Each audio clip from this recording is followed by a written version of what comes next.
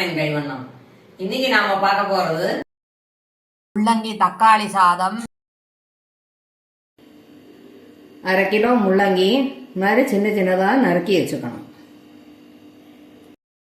2 medium size வெங்காயம் சின்ன சின்னதா நறுக்கிக்கணும். இதையும் ஒரு பெரிய தக்காளி இதையும் நறுக்கி வச்சிருக்கேன். இஞ்சி பூண்டு விழுது, இஞ்சியையும் பூண்டையும் வச்சு அதுக்கப்புறம் ஒரே ஒரு பச்சை மிளகா வச்சு அரைச்சி வச்சிருக்கேன். 2 கப்பு சாதம் வடித்து வச்சிருக்கேன். சாதம் வடிக்கும் போது 1/4 ஸ்பூன் உப்பு, 1/4 ஸ்பூன் மஞ்சள் பொடி போட்டு வடிச்சிருக்கேன். வறுத்து அரைக்கிறதுக்கு 2 ஸ்பூன் தனியா, 1 ஸ்பூன் உளுத்தம்பருப்பு, 1 ஸ்பூன் கடலைப்பருப்பு, 4 வரமிளகா காரத்துக்கு தகுந்த மாதிரி கூட குறைய வச்சுக்கலாம். 2 அறுக்கு கருவேப்பிலை, 1 ஸ்பூன் பெருங்காயம். இது எல்லாத்தையுமே ட்ரை ரோஸ்ட் பண்ணிக்கலாம். மீடியம் ஃப்ளேமில் வச்சு நல்லா செவக்க வறுக்கணும்.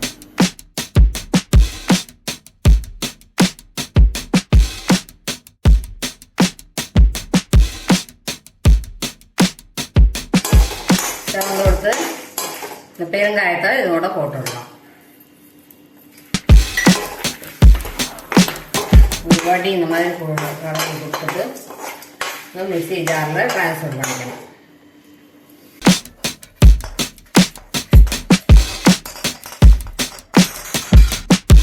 திருப்பி வானொலி அடுப்பில் வச்சுட்டு நல்லெண்ணெயை கொஞ்சம் விட்டுக்கலாம்.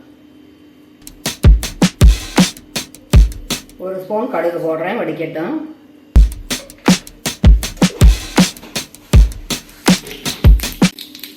கடுகு வடிச்சு கொடுத்து 1/2 ஸ்பூன் கடலைப்பருப்பு போடுறேன்.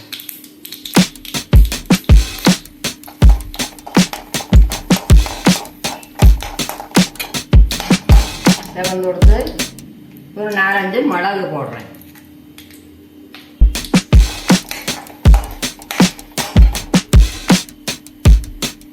கொஞ்சம் கருவேப்பிலையை போடுறேன்.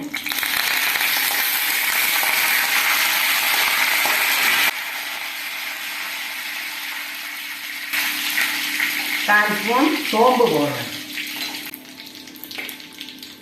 நறுக்கினா வெங்காயத்தை இதோட போடுறேன்.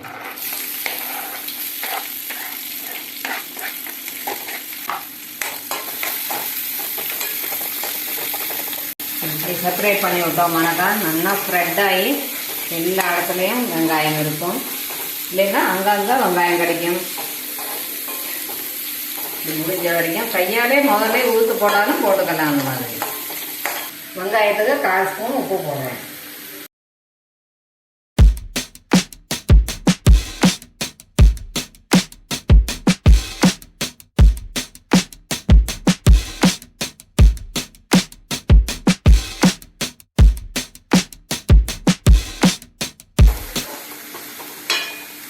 இந்த பூண்டு இஞ்சி பேஸ்ட்டை இதில் போட்டுடுறேன்.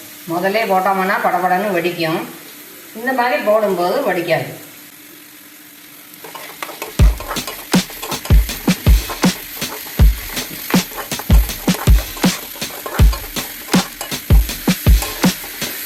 இப்போ நறுக்கி வச்ச முள்ளங்கியை இதோட சேர்த்துப்பேன்.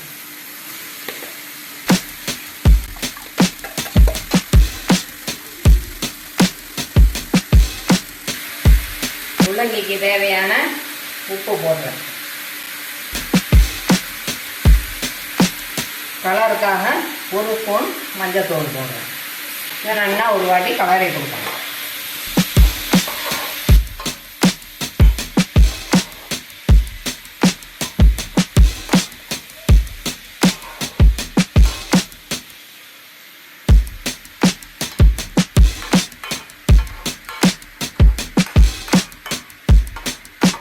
சேர்த்து விட்டோம்னாக்கா சீக்கிரமாக வேகும்.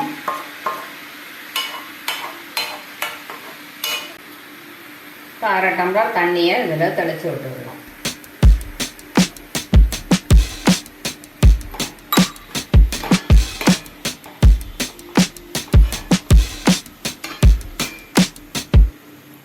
ரொம்ப தண்ணி விட வேண்டாம், முள்ளங்கியை தண்ணி விட்டுக்கும். அதனால 1/2 டம்ளர் விட்டா போதும்.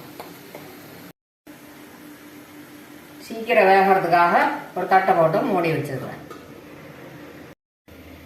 அது வேகிறதுக்குள்ளேயுமே இதை கொஞ்சம் உதிர்த்து விட்டுக்கலாம். இந்த பொடியையும் பொடிச்சு வச்சுக்கலாம்.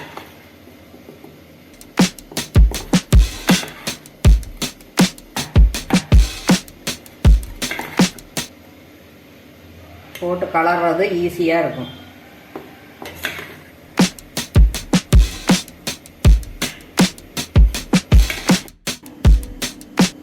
இதையும் பொடிச்சு வச்சிடலாம்.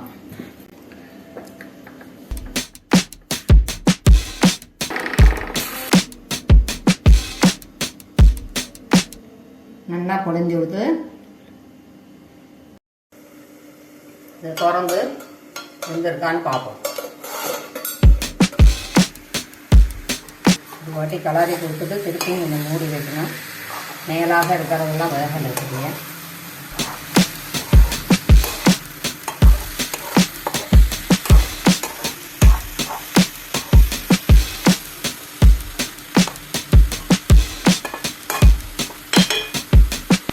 தண்ணி ஃபுல்லாக வற்றி இருக்கு. இன்னும் கொஞ்சம் வேகிறதுக்காக ஒரு 1/4 டம்ளர் தண்ணி விட்டுக்கிறேன். மறுபடியும் மூடி வச்சிடலாம். இப்போ வெந்திருக்கோம், திறந்துடலாம்.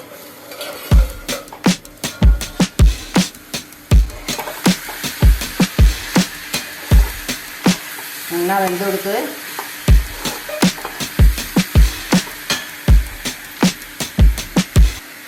இந்த தக்காளியை ஆட் பண்ணிக்கலாம்.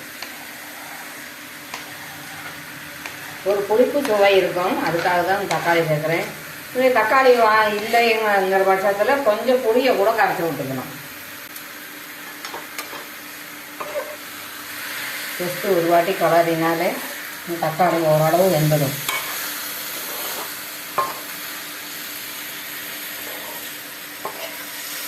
கலர் சூப்பராக இருக்கா?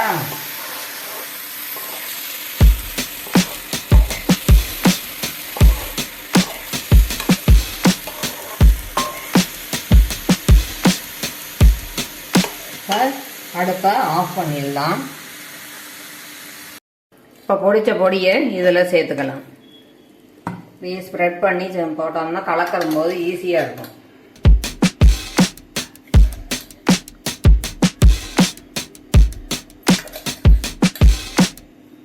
மீதி பொடி இருந்ததுனாக்கா நம்ம சாதத்தில் நல்லெண்ணெய் விட்டு சுடுற சாதத்தில் நல்லெண்ணெய் விட்டு இந்த பொடியை போட்டு சாப்பிட்டோம்னாக்கா நல்லா இருக்கும். அதனால மீந்து போச்சுனாலும் நீங்கள் கவலைப்பட வேண்டாம். கம்மியாக இருந்தால் தான் கஷ்டம். முதல்ல சாதத்தை போட்டுடலாம்.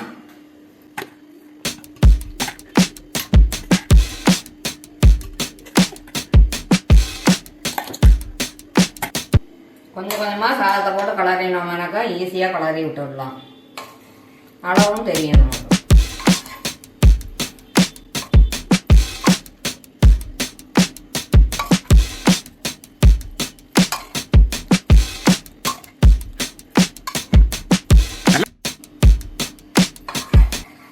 இது ஒரு வாட்டி பண்ணி கொடுத்தேன்னா அதுக்கப்புறம் முள்ளங்கி பொரியலே வேண்டாமா, இந்த மாதிரி பண்ணித்தா அப்படின்னு சொல்லுவா குழந்தைகள்லாம். குழந்தைகள வெஜிடபிள் சாப்பிட மாட்டேங்கிற சொல்கிற குழந்தைகளுக்கு எப்படி நம்ம சாப்பிட வைக்கணும்னு தெரியணும். நமக்கு ஆடுற மாட்டை ஆடி கறக்கணும், பாடுற மாட்டை பாடி கறக்கணும்னு சொல்லுவா இல்லையா? அந்த மாதிரி நம்ம எப்படி விரும்பி சாப்பிடுவாளோ அந்த மாதிரி பண்ணி கொடுத்தோம்னா இந்த சாப்பிடல வெஜிடபிளே குழந்தைகள் சாப்பிட மாட்டேங்கிறது அப்படிங்கிற பிரச்சனையே வராது. சுவையான முள்ளங்கி தக்காளி சாதம் ரெடி ஆயிடுத்து.